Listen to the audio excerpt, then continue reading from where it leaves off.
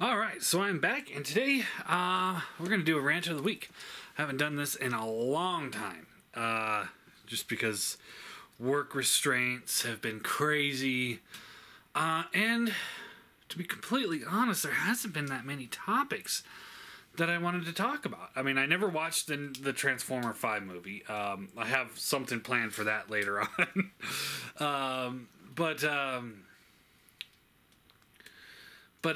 Yeah, I've been kind of laying a little low from the community a little bit lately. I'm kind of watching things on Facebook, but watch a few reviews here and there. I'm not burned out on collecting or anything like that. You're going to see a whole bunch of Titans Return figures coming up soon. Just time-wise, I just didn't have enough time to really put in much of an effort into the rant of the week. Just work again, and then it's like, okay, once work calmed down, then it's kind of like, okay, relax for a minute, and then I'm more interested in just relaxing and kicking back, and then like work stuff would happen again, and it's like, oh my god, here we go again.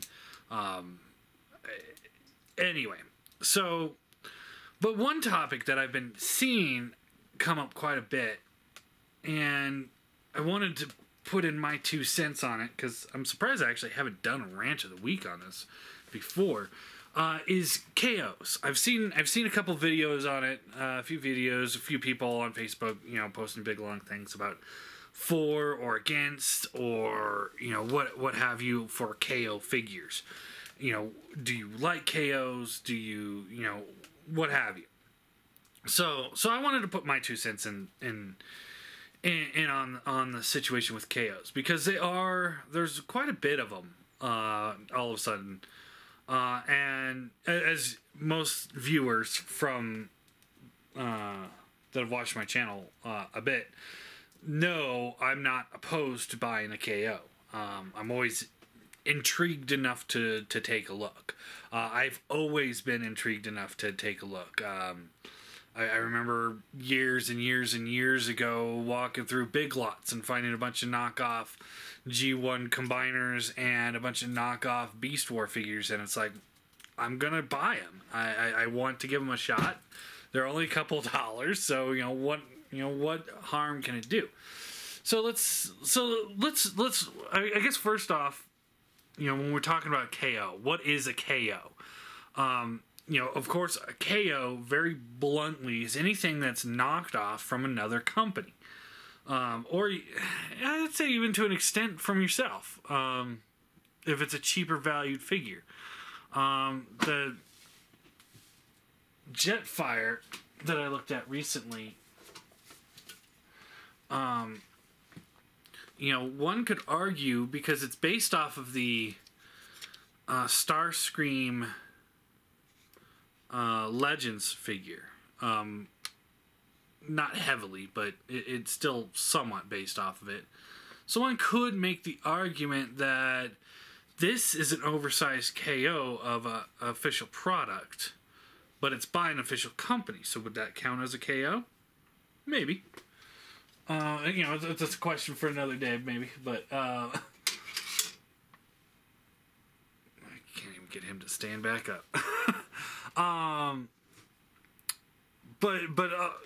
That's the general term. I've heard people say there's third-party companies out there that are making reproductions of official figures. But no, that's a KO. For me, that's a KO. I don't care. I've heard people call it fourth party, where they take an existing figure and they remake it into something different, or higher quality. At the end of the day, I still say that's a KO. I've heard fourth party used as also upgrade kits too, but it's like, I don't know. But for me, it's very, very basic. If it's based off of an existing figure, it's a KO. The most difficult one to put into that category would be that Quake Blast. because it has slightly different engineering and an entirely different sculpt and whole different design from the Quake Blast figure. But at the end of the day, it still is a KO because it's still based off of that figure. There was Make Toys a few years back. They made their I can't remember what they called, Battle Sentinel, I think, whatever. It was the upgrade kit. It was the tanker upgrade kit for the Chug Optimus Prime, the G2 Laser Optimus Prime, the Chug one. It was a deluxe class figure, and this was a tanker truck that you'd have, and then you can take all the pieces off and put it onto that Chug figure. Then later on, they redesigned, or what they did was they actually decided that they didn't need the Chug figure anymore, so they designed their own deluxe Chug G2 Laser Prime that was based off of the official product. That, I would say, is very close, but is ultimately still a KO. And with that particular scenario, I was a little irked. So like KOs, for me, there's like two parts. It's like part of me hates them, absolutely hates them, because I've purchased KOs before without knowing. I believe this guy is a KO because the quality, the looseness of its joints, the quality of the paint, just overall, I believe this guy is a KO. He's loose, he's floppy. You know, and when the Pizza Spidey on eBay is going for, you know, $70 or something like that, and I found him for 12, I'm pretty sure it's a KO. Could be wrong. You know, maybe somebody had a huge surplus of them sitting somewhere, but yeah, that's probably not a very likely scenario there. Now, so if a KO is being presented as an official figure, I think that is the absolute worst. I cannot stand it. I hate it completely. Now, there's those KO Masterpiece figures. They're from Takasatomi. Now, most of the time when you're on, like, official websites like TF Direct or, you know, so on and so forth, they tell you up front, this is a KO product. They label it Takasatomi. They say it's a knockoff. They put it everywhere, and that's acceptable. You know, if they're gonna make KOs, at least label them as KOs, so that, you know, the people that maybe don't want to spend that kind of money getting the official product, or, you know, what have you, whatever reason it is that they have, at least it's labeled as a KO. When you're on eBay and you're like, ooh, here's a good deal on Masterpiece Sideswipe, and you buy it, and then you find out when you get it that it's a KO, that's shady, and I hate that. I cannot stand that. I know when KOs first started becoming really a big issue, it was with the G1 figures. They were knocking off the G1 figures and the packaging, and they were doing everything to make it look identical, and just so they can sell it at the price of the G1 figures. You know, they're that I hate that, like, beyond reason. The Masterpiece cars, I've bought some, so I'm not innocent in this, but I think that's a little shady too. I don't fully agree with that, even though I have bought them and I have enjoyed some. The Masterpiece KO Tiger, not Tiger, the Trax, the KO one of that, it had better quality, pretty good paint, and it was re-engineered with rubber tires and stuff, and I thought that was actually pretty good. You know, Quake Blast, for example, I love that figure. I thought that thing was awesome. Um, yeah, I don't think I have any negatives about that figure. But my biggest issue is what I always think of when I think of KOs is there a purpose to the KO? What is the reasoning behind said KO? So back when, so there for the longest time, KOs were crap. They were absolute garbage. If you buy a KO, you know that it's going to be this shitty ass figure.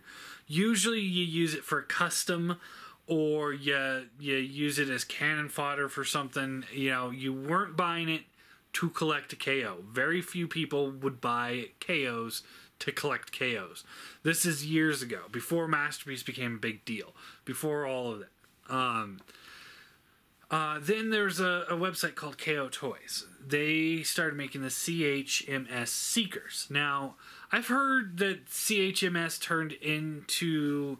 I've heard that they turned into Unique Toys. I've heard that they've turned into X-Transbots, and I've heard they turned into KFC. I don't know the truth behind any of that. All I know is that when the CHMS first started doing the Seekers, that was the first time where it was... They were doing a KO for a purpose. And at the time, they're actually doing a better service to the fans than Hasbro and Takara were. Because the BotCon... Okay, so if you go back to the classic Seekers, the original Seekers, when they first came out, the Classics line, you had Starscream, you had Skywarp, and then you had Ramjet. And that was it. That's all you got from Classics before they canceled the line and moved on. That was it. Nothing else. It was very irritating, and I know I was pissed. You know, I'm only gonna get 3 out of the 6 main Seekers, and I can't even get one set. You can't even finish the one set. You can't give me a Thundercracker instead of Ramjet. I get that you'd want to do the Ream tool for the Ramjet, but still, you have the mold. I was pissed. And then when they announced that they were going to do the Thundercracker, the Dirge, and the Thrust, I started getting excited. Then I found out it was strictly BotCon. And that Games of Deception was the set. That set, because I didn't want to go to the BotCon convention. I didn't. I don't have the time. I don't have the money.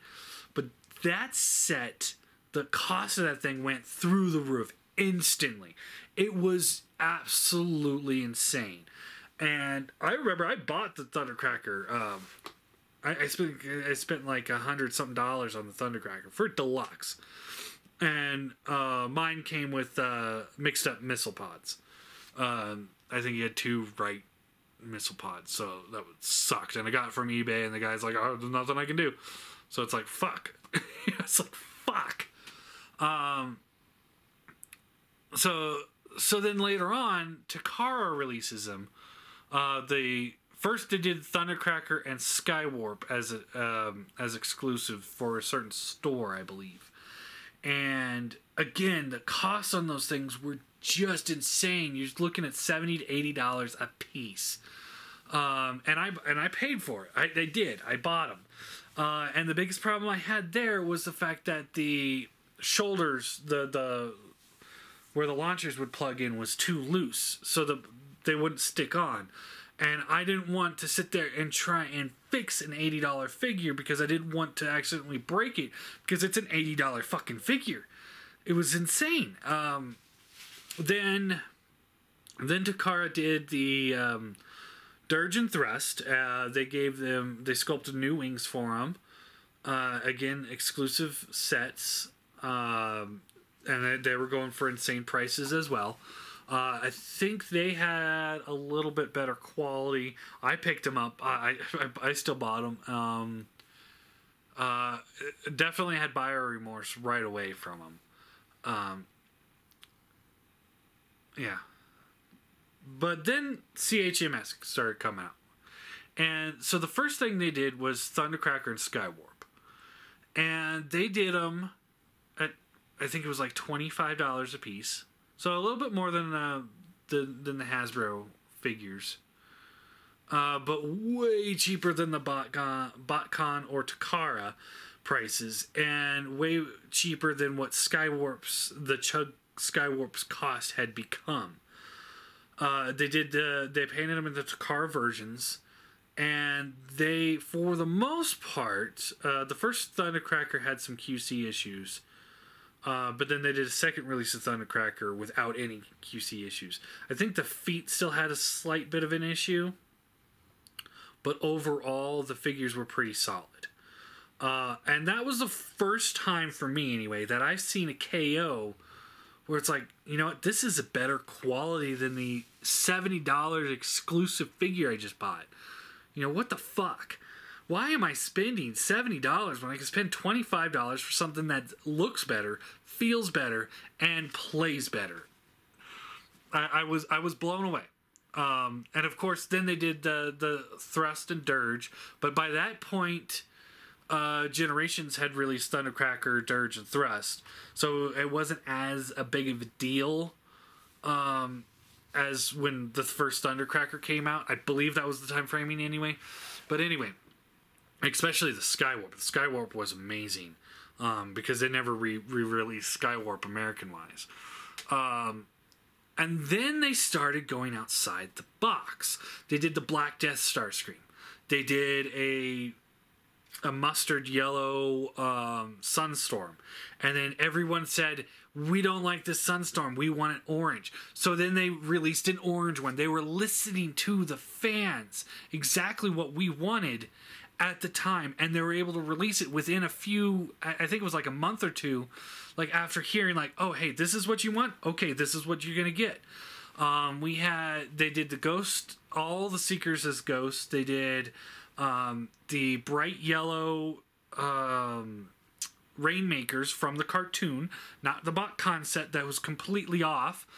Then they did, like I said, they did the mustard yellow Sunstorm. Then they did a bright orange, or the dark deep orange Sunstorm, which was gorgeous. Then they did the Clone Seeker.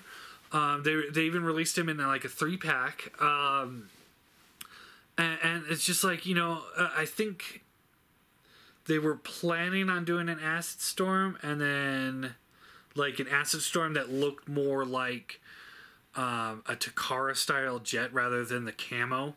And I don't know what happened to him from there. The website just kind of shut down, and it was really unfortunate because if they were still in business, I'd still be buying Seekers from them. I mean, shit, anybody out there that knows anybody that was KO Toys that knows where those molds are, let me know, because I'd still buy them. But yeah, it was, you know, that was the first time that I saw KOs actually be a better option than the official figures. And that's when I started using the term KO with a purpose. If it's a KO, does it have a purpose? And what is that purpose? Is it worthwhile? You know, is it a KO of an exclusive figure that was released in a certain set that you can't find anywhere else, and it's released for a cheap price with good quality? Then it's a KO with a purpose. You know, if somebody were to KO the BotCon set Days of, I want to say Days of Future Past, but that's the X-Men. The pre-Beast Mode Beast Wars figures. If somebody were to do a high quality reproduction of that set, I'd be all over it in a heartbeat. You know, if they release it for a good price, definitely, not a question in my mind. And unfortunately, I think this, you know, it's gotten out of hand since then. You know, the Masterpiece cars, at first they were releasing with Takara Tomy boxes, and then they were like, oh, okay, we're going to change it to Takasa Tomy. And it's like, still, it's like, eh. But when they start doing them in different styles, you know, the MPP-10, where he was more in scale with MP-01 as opposed to MP-10, but as the MP-10 mold with some changes to it, more die-cast added in, it's like, okay, I get it. You know, when they started releasing them in like the shattered glass coloration, it's like, awesome. You know, I get it. Do it. I don't care. Nemesis, do a Nemesis. Yeah, there's an official Nemesis, but good luck fucking buying that thing. So it's like if they keep doing stuff like that, then I have no problem with it. It's when they release things that are like, okay, this is clearly supposed to be, such and such, and we're trying to make it seem exact. Like if they were to release a regular MP10 for the same price of MP10, they call it MP10, and there's still MP10s on the shelves, then it's like there's no purpose to this. Don't do it. Don't do it. I don't agree with it because, one, you're wasting your material. Why would anybody want to buy a knockoff when they can buy the official product for even a few bucks more? Then it's like when all those companies start coming out, Yes Model and BB7, they came out and they started making Seekers, the Masterpiece Seekers. Now, iGear was the first one to knock off the Seekers, and it's like at first everybody's like, "Oh, this is stupid," but then they started doing like all the different colorations, like Sunstorm and stuff like that, and then people are like, "Well, maybe I will buy this." And people started getting off their high horses, and then they did the cone heads, and then almost everybody bought into them, and then they were going for like $500-$600 a piece. It was insane because that was the only way to get the cone heads. Now we got cone heads everywhere. The BB7 and the Yes models, the BB7, they tried to do higher quality, but still cheaper than the Takara jets, but still more, about $30 more than the Hasbro versions. So if you have the Hasbro versions, it's like, I don't see the value in that. Now the BB7 is Yes model. The KBB, whatever. The KVB, they're the ones that did the downsized MP10, which again, KO with a purpose. There you got a MP version of Optimus Prime in a smaller format. Awesome. But then they started like doing like higher quality with the Seekers, more die cast. They included everybody with the coronation set, and they were all about $80. It's like, okay, I could see the value there. I could see that KO with a purpose, like I said. If somebody were to release the Fans Toys Dinobots with higher QC, get rid of the squeaks or the stress marks, and release them for like $70 a piece, then it's like, you know what? I could see people buying those in a heartbeat, especially if maybe they downsize them to chug scale. I could see people getting all over that. Or maybe upscale the Toy World ones. I could see people getting behind that. So, overall, I don't have a problem with KO. I think KO has its purpose at times when it kind of keeps the official products in check or supplements a collection. You got the Yes model. They're doing all the Rainmakers now as well. Including Clone Seeker, so it's like, okay, awesome. That's what I want to see. I don't want to see straight reproductions of figures all the time. I want to see some more ingenuity. I still want to see somebody take that Mania King and upscale him, and release that as a masterpiece scale, because I still say Mania King's the best option of Galvatron out there. Period. I haven't actually transformed played with the Fans Toys one, but I'm not a huge fan of that company, so I can't sit here and say that I'm going to think I like it better than DX9, and I know I'm not going to like it better than Mania King, because I love Mania King. If he had some wrist swivels, he would have been perfect, but the way he transforms, that's just not possible. Anyway, people are they're knocking off the MP Megatron. We'll see how the quality is on that. But they're also releasing it at a more reasonable price than the MP Megatron. I don't know. I understand the irritation for KOs, but at the same time, I see the other side of it. I see it's like, I for one. I've tried to really get into Masterpiece. I can't really get into Masterpiece. Mostly the cost of the Masterpiece figures. It's like I could buy an entire wave of Chug figures for the cost of one Masterpiece figure. And you know, that really makes me not want to collect them all that much.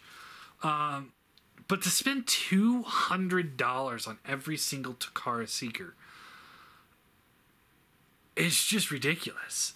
I mean, absolutely ridiculous. And it's like you're going to have to at some point, you know, break down and spend $200 on one of those Seekers, because the cone heads, that's the only way to get them. If you're going just officially, you're not going to get the cone heads, you know, unless you spend $200 a piece. You're not going to get a good Skywarp unless you spend $200 a piece, because the only Skywarp that was released American version wise was the one before the mold update. So he's a pretty shitty figure. And then you got, you know, you got Starscream, you got Thundercracker, you got Acid Storm and Sunstorm, but that's it. That's it for the official figures. Hasbro wise, you're gonna have to dive into Takara at that point. It's like, are they ever going to release the Cars, more of the Cars US wise? You know, they did Prowl. Did they do any others? I don't think they did. No, they did. I think they did Streak.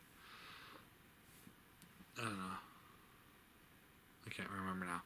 But it's like they released them for $70 a piece, so it's like you might as well buy the official. But now the official MP cars are going for $120 a piece now. It's like, are you fucking kidding me? This is insane. I don't know. I mean, I could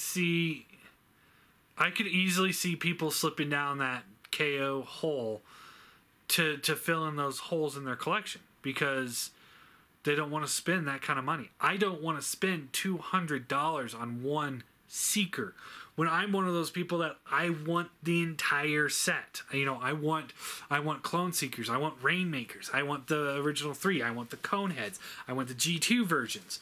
You know, that's why for Seeker wise, I'm going back to Chug. Because I know I can get most of these things pretty cheap. The only ones I'm kind of concerned on is Nacelle and G2 Starscream. So if anybody's got those out there and they want to donate them to me, give me a call. But yeah, so anyway, what is your guys' favorite KOs? Do you like KOs? Do you not like KOs? You know, what's your opinion on the KOs? And if you do like them, what's your favorite KO? My personal favorite would probably be Quake Blast. Followed pretty closely, I would say, honestly, by it was a Walgreens Devastator. It was multicolor, and that was it was one of those early toy hunts when I first started really being more of an adult collector rather than just going to Walmart and buying whatever I could see. But I found these, like, they're multicolor, and it took me a couple months to get them all. And it was the first time I really, like, completed a set like that. So it meant a lot to me, even though the figure wasn't that great. I mean, the QC was amazing on it, as good as the original. They had more die-cast in it, I believe. It was pretty awesome. But I mean, it was just, you know, G1 Devastator in alternate colors. So that wasn't all that great, but it was a fun thing to collect.